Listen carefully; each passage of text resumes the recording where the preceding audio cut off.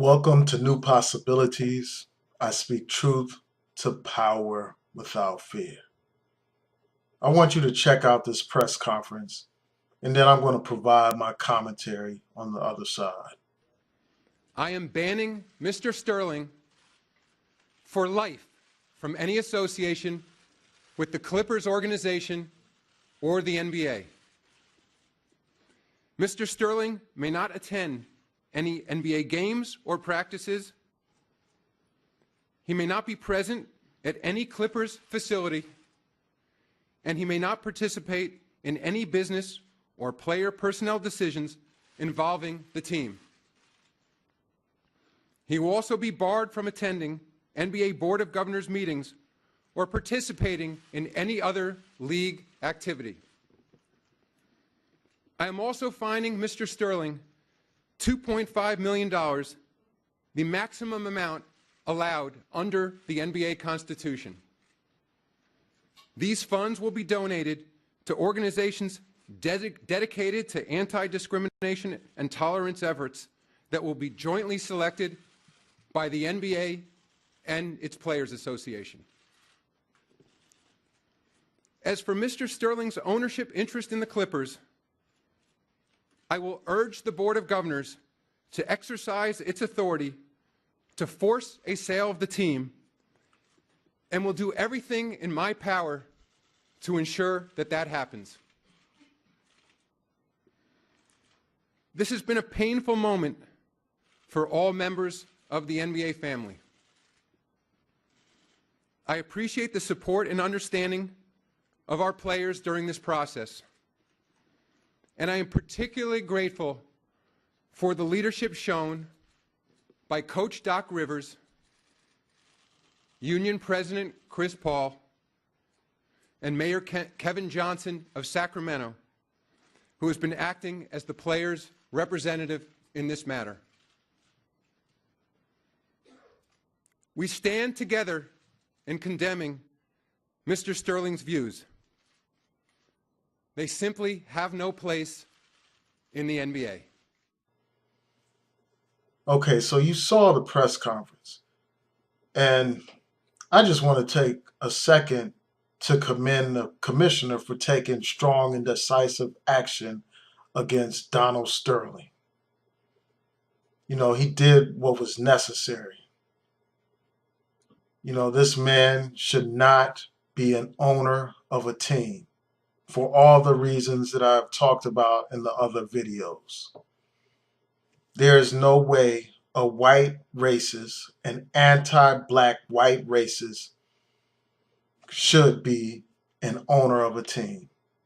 You know, given the fact that the team is predominantly black, given the fact that the industry, you know, basketball is a predominantly black sport. You know, so I commend this commissioner again for taking strong action.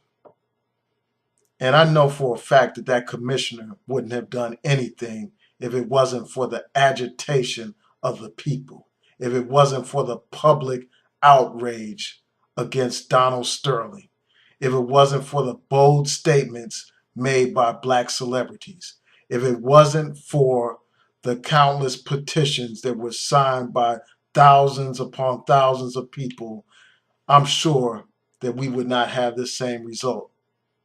And this is a reminder of the importance of agitation and protest. Even in this age, it is still necessary for people to organize and speak out about issues that matter. You know, even the people on YouTube have played a role. You know, I commend, you know, all my brothers and sisters on YouTube who have had the courage, you know, the people that have had the courage to say something about this issue, to speak out against this man's racism. You know, the people have to unite. And when the people unite, things like this happen. And we shouldn't be satisfied with this result yet, you know, because it's not over yet. He still owns a team. So we need to remain vigilant and stay on top of the case and continue to monitor this situation and continue to speak out until that man is no longer the owner of the team. That's what we need to do. Now, some will say, well, this is not a victory. They will say that this man is going to make millions upon millions of dollars selling the Clippers team. And yes, that's a reality. He will make millions of dollars when he sells the team. But we have to understand that money is not what it's about. Who cares how much money this man makes off of the deal? There are things that are far more important than money, things that are far more important than fame, things that are far more important than championships and rings. And those things include integrity. Those things include self-respect. Those things include dignity. It's strange how we have placed so much value on a piece of paper with pictures of dead presidents on them.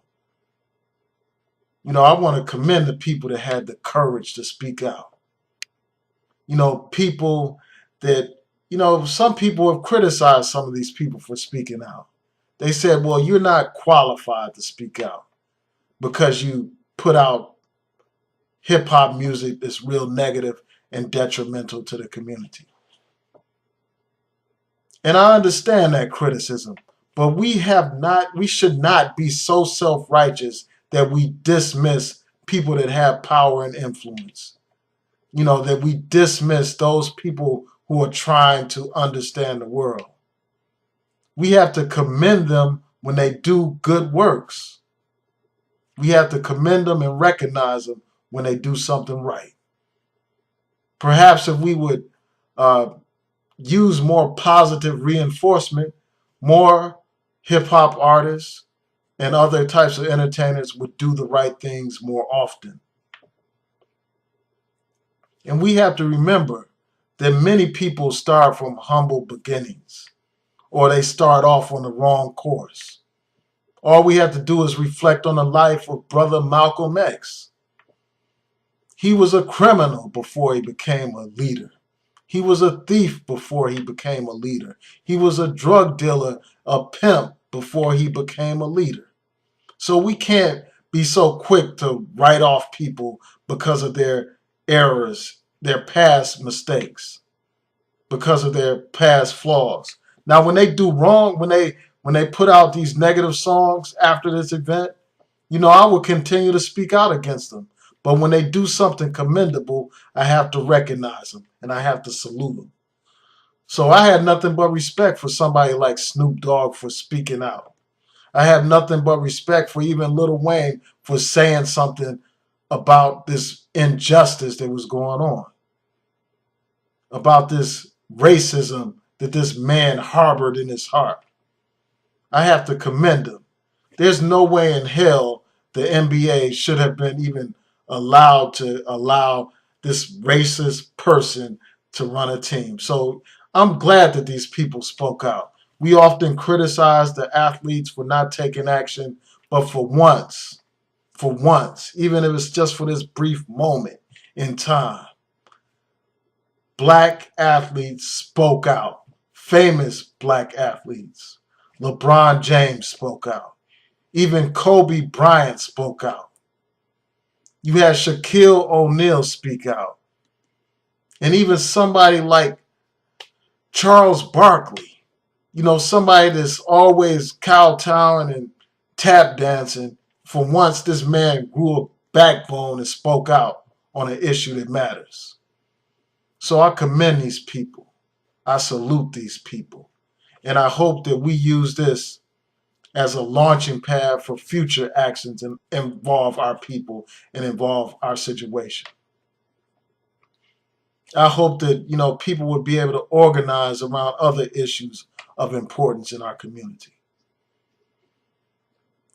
And before I go, I just want to touch on a video that I saw yesterday that featured this man. He was going on and on about inner city violence, talking about how that is the most important issue, not this Donald Sterling issue. Now, I understand his sentiment. You know, I empathize and I sympathize with what he was saying. You know, inner city violence is a problem that must be addressed. But don't use that as a shield. Don't use that to prevent the people from addressing real racism that confronts them. You can't change the subject by bringing that up. I mean, that's relevant, but it's not the only problem facing African Americans. You can multitask. You can deal with multiple problems at multiple times. You can't just put everything on hold and say, well, we're just going to focus on this matter. We need to focus on it all. This man had power and influence. This man had the power to hire and fire people. So yes, he had to be dealt with. And yes, the people had to stand up. And I just want to commend everyone that had the courage to speak out and stand up. Peace.